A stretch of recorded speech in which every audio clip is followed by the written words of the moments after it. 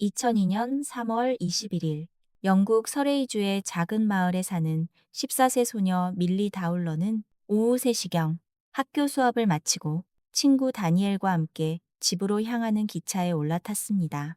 다니엘의 집은 밀리가 내릴 역보다 한 정거장 앞에 있었고 그 역엔 맛있는 감자튀김을 파는 카페가 있어 밀리는 그날 다니엘과 함께 3시 반쯤 기차에서 내렸습니다. 카페에서 감자튀김을 먹고 다니엘과 헤어져 집으로 향하는 버스 정류장에 도착했습니다.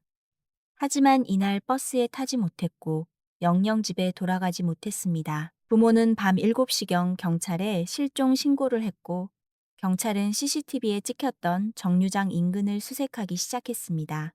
거리의 CCTV 속에서 정류장에서 기다리는 밀리로 보이는 모습을 찾았지만 잠깐 사이에 사라져버렸고 이후 더 이상 모습을 보이지 않았습니다. 오후 시간대 밀리의 동선엔 지나다니는 사람들과 차들이 있었지만 유의미한 증거나 목격자를 찾을 순 없었습니다. 실종 일주일째 경찰은 밀리가 납치당한 것이 아니라 자발적으로 사라진 것에 무게를 두었습니다. 길에서 납치당한 것이라면 어떻게든 안 끌려가려고 몸싸움을 벌였을 것이고 분명 목격자는 나타났을 것이라고 믿었습니다. 하지만 목격자는 전혀 없었고 이는 밀리가 자발적으로 누군가를 따라갔을 것으로 생각합니다. 밀리의 집 책상에서는 자신이 불행하다는 메모와 함께 마치 집을 떠날 듯한 뉘앙스의 글을 남긴 노트도 나왔습니다. 밀리의 어머니는 차라리 제발 그래서 어디에서라도 살아있으면 좋겠다고 말했습니다. 밀리의 흔적은 어디에서도 찾지 못했고 실종 6개월 뒤 집에서 40km 떨어진 숲속에서 버섯을 따던 한 부부에 의해 알몸 상태의 유해로 발견되었습니다. 치과 기록을 통해 밀리임을 확인했지만 부패가 심하여 사망 원인을 확인할 수 없었습니다. 실종 사건은 살인사건 수사로 바뀌었습니다. 범죄 현장에 대한 과학 수사 결과 DNA, 지문, CCTV 영상, 목격자 등 아무런 증거도 발견하지 못했고 시신이 발견된 장소 근처에 검문소를 설치해 해당 지역에 약 6천 명의 운전자를 신문했지만 역시 어떤 단서도 얻지 못합니다. 결국 경찰은 범인을 특정하지 못한 채 미제로 남게 됩니다. 2003년 2월 4일 런던 햄프턴에 사는 20살의 마샤 맥도넬은 음대 지망생이었습니다. 그날은 친구들과 놀다가 심야버스를 타고 집으로 돌아오는 길이었습니다. 자정쯤 버스에서 내렸고 집까지는 불과 100m도 안 되는 거리였습니다. 하지만 그 밤 마샤는 집으로 걸어가던 중 뒷머리와 옆머리에 둔기로 여러 차례 가격당하고 길거리에 버려졌습니다. 지나가던 행인에 의해 발견됐고 급히 병원으로 옮겨졌지만 결국 이틀 후 사망했습니다. 목격자도 없었고 현장이나 그녀의 몸에 범인의 어떤 증거도 남아있지 않았습니다. 사건 수사팀은 버스 CCTV 영상에만 의존해야 했습니다. 심야버스엔 몇 명의 승객이 있었지만 마샤가 내릴 정거장에서 그녀의 뒤를 따라 내리는 사람은 없었습니다. 정류장에도 사람은 없었지만 버스가 출발하려 할 때 버스 뒤쪽을 따라오는 자동차가 보였습니다. 번호판을 알아보긴 어려웠으나 그 차가 영국 복스홀사의 소형 승용차라는 것은 확인할 수 있었습니다.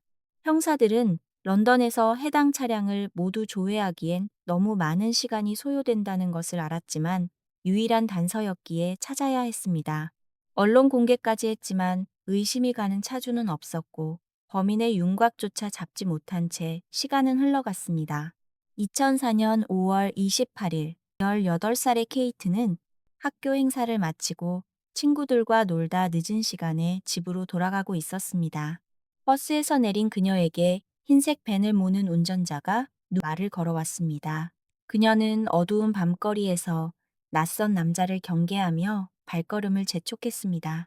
자신이 무시당했다고 생각한 남자는 큰 소리로 욕했지만 케이트는 앞만 보며 걸어갔습니다. 이윽고 집을 향해 걸어가는 그녀의 뒤로 굉음이 들렸고 피할 새도 없이 차는 그녀를 쓰러뜨렸습니다.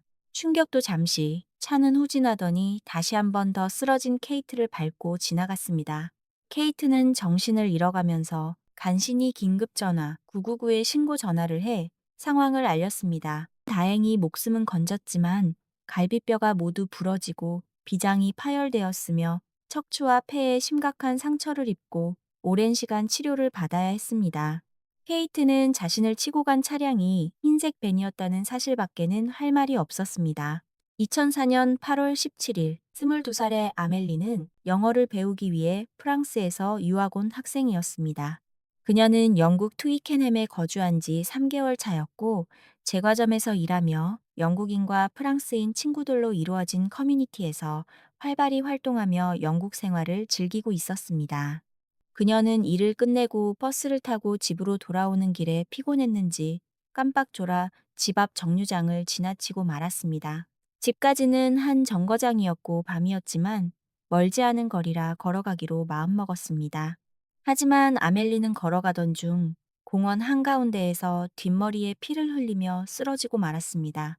그녀가 쓰러진 지 2시간 만에 공원을 지나던 주민에 의해 발견돼 병원으로 옮겼지만 안타깝게도 이미 숨진 후였습니다.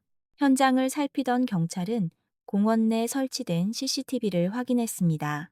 아멜리가 있던 곳을 직접 비추지는 않았으나 사건이 발생한 시간대 약 8분 동안 공원에 주차했다가 사라진 흰색 밴을 확인했습니다. 비록 차량 번호판은 볼 수 없었지만 포드사의 모델인 것을 확인할 수 있었습니다. 흔하디 흔한 흰색 밴은 런던 내 동일 모델만 2만 5천 대 가까이 등록돼 있었습니다. 아멜리의 시신을 부검한 부검의는 우연히도 2003년 마샤 맥도넬의 담당 부검의였습니다. 그는 두 사건 사이의 연관성을 즉시 파악하였으며 두 건의 범인이 동일 인물일 가능성이 높아 보인다고 했습니다. 차이점이라면 마샤는 머리의 앞쪽과 왼쪽, 뒤쪽 총 3군데 충격을 받았지만 아멜리는 뒤통수에 가격된 단 한 번의 공격으로 뇌출혈이 심각했고 범행 도구는 둔탁한 망치로 추정되었습니다. 이상한 것은 아멜리의 휴대전화가 어디에도 없었다는 것입니다. 그녀가 발견된 공원을 샅샅이 뒤졌지만 휴대전화를 찾을 수 없었고 범인이 가져간 것으로 추정되었습니다.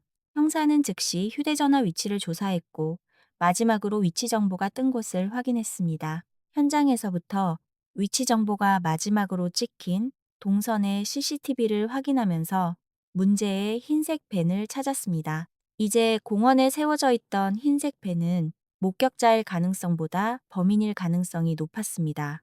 뉴스에는 아멜리의 사건이 보도되며 프랑스와 영국 간의 국제적인 문제로 떠올랐습니다. 수사팀의 규모가 2배로 늘었고 뉴스에 흰색 밴을 찾을 수 있도록 CCTV를 공개했습니다.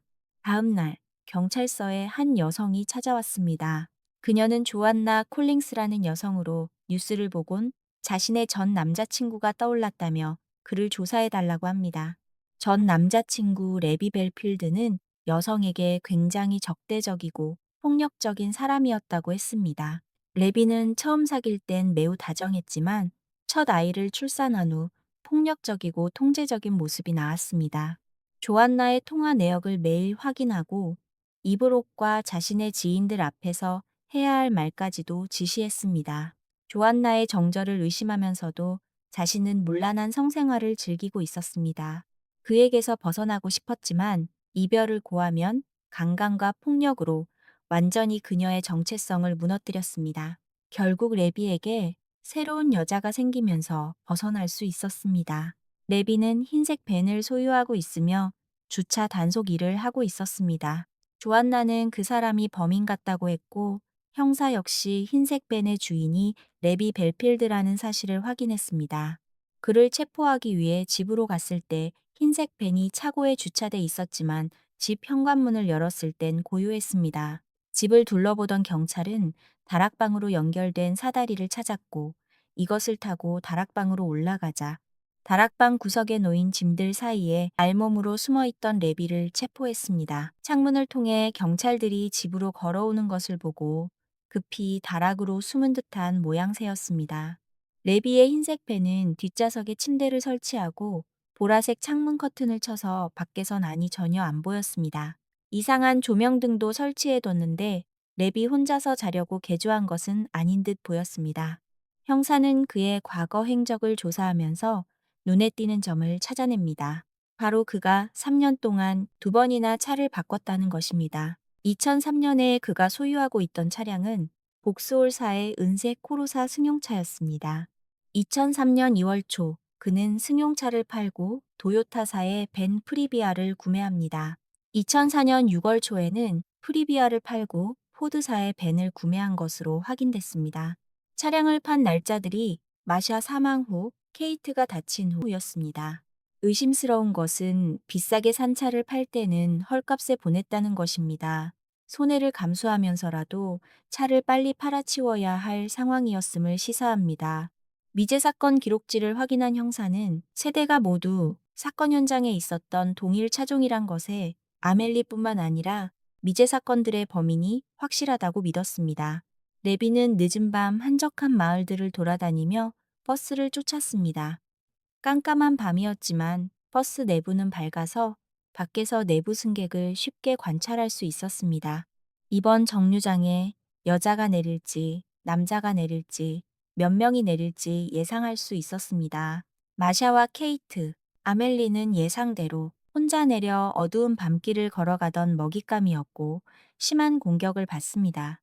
3명의 피해자에게 성적인 피해는 발견되지 않았습니다. 2006년 레비는 마샤와 아멜리의 살인과 케이트 살인미수 혐의로 재판대에 섰습니다. 그는 범행을 부인하며 재판 과정을 따분해하거나 손톱을 살피고 천장을 보는 등 무관심한 태도를 보였습니다. 그의 재판에서 조안나는 그의 폭력적인 행동에 대해 증언했는데 이때 레비는 화가 난 표정으로 그녀를 노려봤습니다. 극적으로 생존했던 케이트 또한 법정에서 끔찍한 그날 밤을 떠올리며 그 얼굴이 확실하다고 증언했습니다. 12명의 배심원단은 만장일치로 그에게 유죄 판결을 내렸고 이 순간에도 레비는 하품하며 마치 이 모든 상황을 초월한 듯 오만한 태도를 보였습니다. 레비는 2건의 살인과 1건의 살인미수 혐의로 최고형인 가석방 없는 종신형을 선고받았습니다. 레비 벨필드는 1968년 런던에서 태어났습니다. 10살 때 아버지가 백혈병으로 돌아가시고 어머니와의 관계는 매우 돈독했습니다. 레비는 어머니의 말을 잘 들었고 과잉 보호를 받으며 자랐습니다. 그가 12살 때까지 어머니가 용변 뒤처리를 해주었고 16살까지 어머니와 한 침대에서 자는 등 지나치게 밀착된 관계였습니다. 레비는 지금은 185cm의 키에 130kg 가까이 되는 거구지만 어린 시절엔 왜소하고 허약했습니다. 이에 따라 또래들로부터 괴롭힘을 당했고 커가면서 체형을 키우기 위해 스테로이드 약물을 복용하기 시작했습니다. 그는 10대 후반 보디빌딩 대회에도 출전할 정도로 몸이 좋았고 자신감도 대단했습니다. 하지만 그는 폭력적이고 지배적인 성향을 보이게 되었습니다. 그의 생애에서 여성을 경멸할 만한 사건은 없었습니다. 범죄 심리 전문가는 젊고 어린 여성들을 표적으로 삼은 것에 대해 레비는 순결해 보이는 사람들을 자신의 영향력 아래 두어 지배하려는 심리에서 비롯된 것으로 분석했습니다. 여성들을 지배하고 통제하려는 욕구가 강했으며 또한 스테로이드 약물의 부작용으로 그의 성향이 폭력적으로 변했을 점도 고려해야 한다고 했습니다. 한창 수감 중이던 2011년에는 10년 가까이 미제로 남아있던 밀리의 납치 및 살해 혐의에도 유죄 판결을 받으며 종신형이 추가되었습니다. 레비를 계속해서 조사하던 한 형사는 레비의 10년 전 여자친구인 엠마의 거주지가 밀리가 실종됐던 버스 정류장 바로 뒤쪽이었다는 것을 알게 됩니다. 버스 정류장은 주변에 높은 울타리가 쳐져 있었는데 이 옆으로 무성한 덤불이 있었습니다. 덤불 사이 틈을 지나면 바로 엠마의 집이었습니다. 형사는 과거 연인이었던 엠마를 찾아갔습니다. 그녀는 10년 가까운 세월이었지만 밀리의 실종 당시를 기억하고 있었습니다. 레비는 당시 엠마의 집에서 함께 지내고 있었습니다. 엠마는 그날 아침 일을 하러 나갔고 퇴근 후 집에 돌아왔을 때 레비는 없었습니다. 그가 타고 다니는 빨간색 대우 승용차도 없었기에 외출한 것으로 생각했습니다. 이상한 것은 안방 침대의 시트와 이불이 사라진 상태였습니다. 레비는 늦은 밤 이미 술에 취한 상태로 술과 안주를 사고 집으로 들어왔습니다. 침대 상태를 묻는 말에 그는 엠마가 키우던 개가 용변 실수를 해서 시트와 이불을 버렸다고 말했습니다. 또한 차를 타고 친구를 만나러 갔다가 술을 마시는 바람에 차는 거기에 두고 택시를 타고 왔다고 했습니다. 당시에 밀리의 실종 사건이 크게 알려졌지만 엠마는 별 생각이 없었습니다. 하지만 6개월 후 밀리의 시신이 숲에서 발견됐다는 사실에 그녀는 내심 찜찜했습니다. 그 숲은 평소에 커플이 종종 말을 타러 갔던 장소였기 때문입니다. 생각해보니 밀리가 실종된 날은 레비가 침대 시트를 갈고 차를 두고 온 같은 날이었습니다. 그녀는 찜찜한 마음을 가졌지만 괜한 의심일 거라며 넘겼습니다. 형사는 밀리의 수사 기록 중 당일의 CCTV 파일을 다시 확인하고 영상 속에서 빨간색 승용차가 4시 반경 엠마의 집 쪽으로 향하는 것을 확인했습니다. 밀리와 레비가 같은 시간 아주 가까이 있었던 것입니다. 레비는 소녀 한 명이 버스를 기다리는 것을 보고 덤불 사이로 밀리를 불렀을 것입니다. 덤불을 넘어간 밀리는 그대로 레비의 집으로 끌려 들어갔고 이후는 예상하듯 끔찍한 범죄를 저질렀을 것입니다. 얼마 지나지 않아 레비 커플은 다른 동네로 이사했습니다. 형사는 수감 중인 레비를 찾아 밀리의 사건을 물었습니다.